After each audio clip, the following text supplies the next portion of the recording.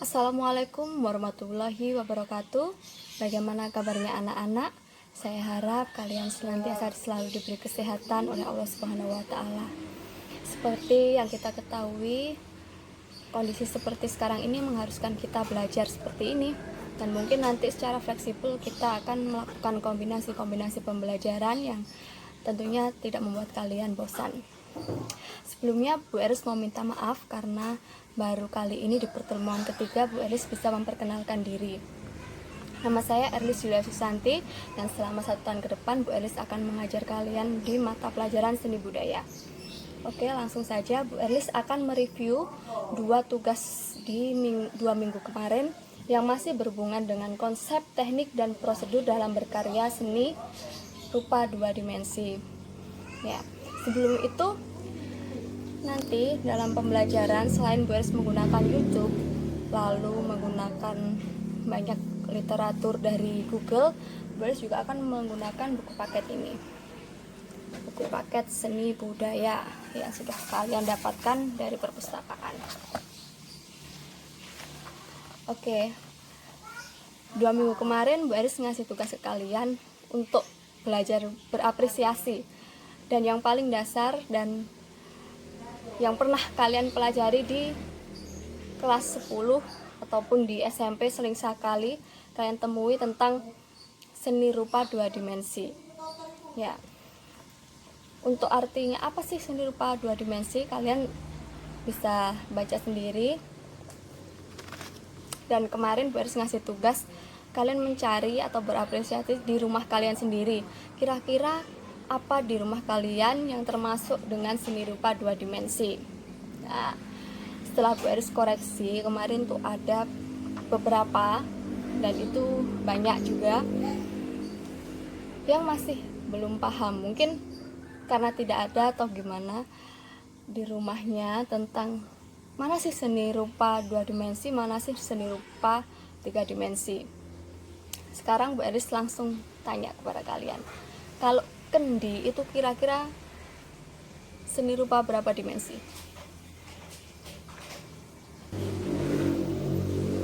Kendi yang biasanya ada di rumah-rumah untuk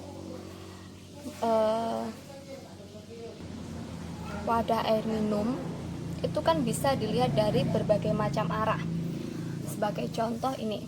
Nah, vas bunga yang Bu Eris pegang ini bisa dilihat dari berbagai arah. Nah, ini berarti termasuk seni rupa apa anak-anak? Ya, benar sekali, itu masuk dalam seni rupa 3 dimensi. Jadi, kemarin ada beberapa yang mengirimkan gambar, Bu, ini kira-kira ini benar atau enggak? Sudah Bu Eris koreksi dan kalian lihat sendiri ya di Google Class-nya.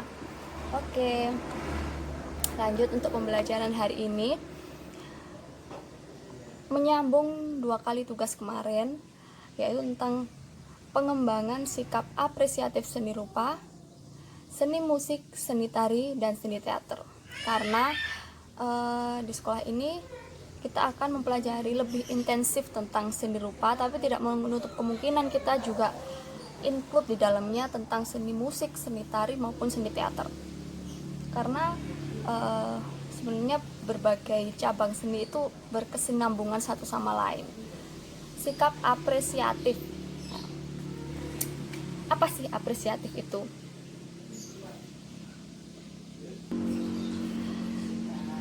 Jadi apresiatif itu berhubungan dengan rasa, yaitu rasa keindahan, sense of beauty. Jadi seperti kalian ketika melihat sesuatu, ketika kalian belanja misalnya di toko, waduh ada baju itu warnanya terang sekali, mencolok sekali, itu tidak cocok dengan diri saya. Ataupun sepatu, wah sepatu itu ternyata tinggi dan itu akan membuat tinggi badan saya bertambah dan itu bagus sekali. Atau misalnya kalian merasakan kain, ketika kalian memberi kain kemudian kalian sentuh, wah ini kainnya halus sekali, atau satu sisi kainnya wah ini kasar sekali. Nah, berhubungan dengan seperti itu, apresiatif. Jadi sikap atau rasa kita terhadap sesuatu. Nah, jadi kita memiliki sifat merasakan terhadap apa yang kita lihat, terhadap visual, khususnya terhadap visual. Nah, apresiatif kan berhubungan dengan rasa. Nah, orang yang kemudian melakukan menilai atau merasakan tentang hal visual itu tadi disebut apresiator. Nah, segala sesuatu yang berhubungan dengan kata tor, ya, itu berarti berhubungan dengan orangnya. Kalau apresiatif itu berarti berhubungan dengan sikapnya tadi. Nah, misalnya sebagai contoh korupsi. Nah, korupsi itu kan sebagai kata sifat. Nah, tapi kalau ditambahi tor dari koruptor, itu berarti orangnya yang melakukan tindakan korupsi. Sama dengan apresiatif dan apresiator itu tadi, ya. Untuk selanjutnya kita masuk ke konsep, unsur, prinsip, bahan, dan teknik. Yang pertama yaitu konsep.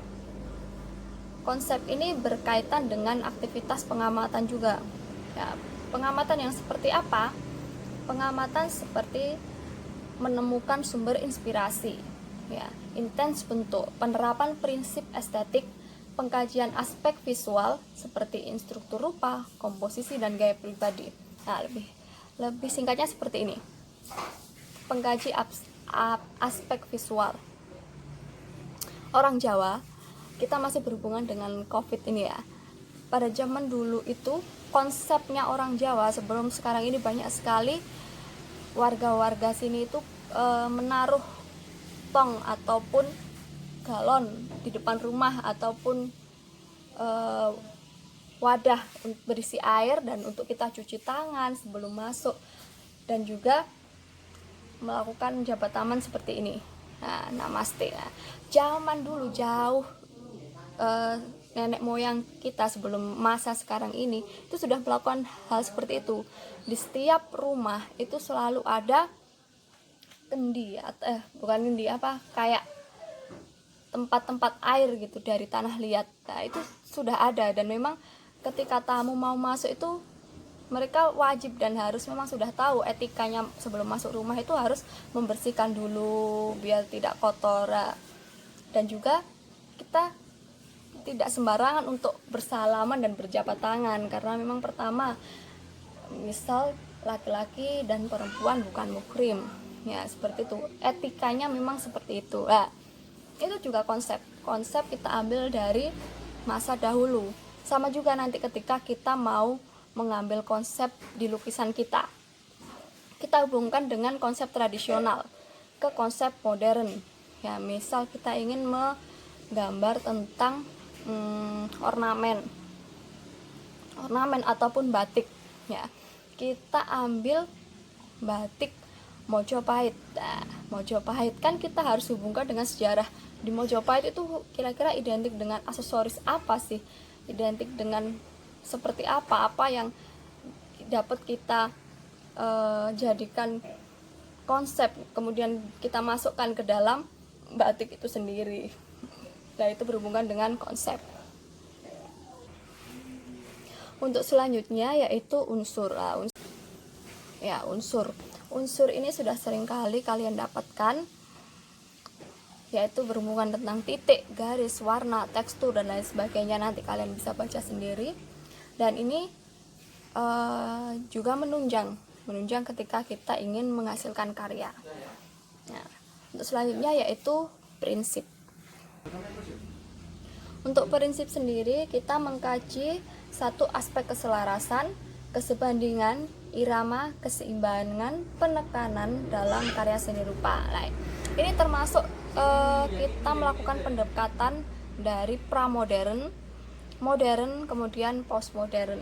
Nah, itu seperti apa, Bu? Nah, kalau pramodern itu yaitu tadi kita mengadaptasi dari karya-karya yang sebelum modern, atau mungkin bisa dikatakan sebagai tradisional itu tadi. Ya, zaman dahulu itu estetikanya atau estetiknya itu seperti apa? Pasti berbeda dengan zaman modern dan juga postmodern. Ya, kemudian untuk selanjutnya yaitu bahan. Nah, untuk bahan sendiri di sini kita mengambil contoh beberapa seniman.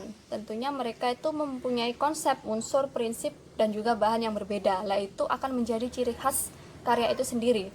Nah, selain itu juga berhubungan dengan ketahanan atau maksud yang akan disampaikan. Untuk bahan kita bisa ambil contoh salah satunya pelukis yang terkenal di Indonesia yang mempunyai museum. Kalau kalian pernah pergi ke Jogja, di situ ada museum dan banyak sekali lukisan. Siapa? Ada yang tahu? Ya benar, Affandi. Nah, Affandi juga melakukan hal tersebut. Dia juga berbagai macam bahan yang digunakan. Kemudian konsepnya juga berbeda, unsur prinsipnya juga berbeda. Lah di situ juga ada maksud yang ingin disampaikan dan juga masing-masing itu punya ciri khas. Nah, kemudian yang terakhir yaitu teknik.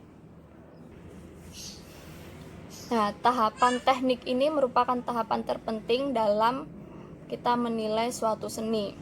Nah, kenapa itu merupakan hal terpenting? Karena dari tekniknya kita bisa menafsirkan, oh ini nilainya lebih bagus karena tekniknya lebih rumit mungkin, atau yang si ini lebih bagus karena memang teknik yang digunakan itu sederhana namun hasilnya luar biasa. Nah, teknik. Jadi 5 hal tersebut mulai dari konsep, unsur, prinsip, bahan, dan teknik itu merupakan tata cara atau hal yang bisa kita gunakan untuk mengapresiasi karya seni rupa. Baiklah anak-anak, sampai sini dulu penjelasan dari Ibu Erlis untuk kali ini.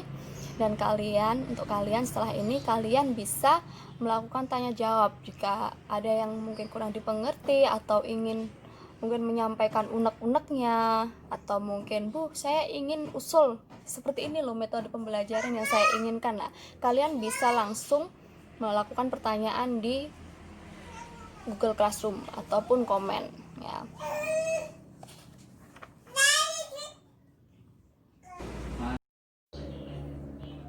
Cukup sekian untuk pelajaran kali ini. Bu Eris harap kalian selalu semangat dan terus berinovasi meskipun di rumah aja. Wassalamualaikum warahmatullahi wabarakatuh.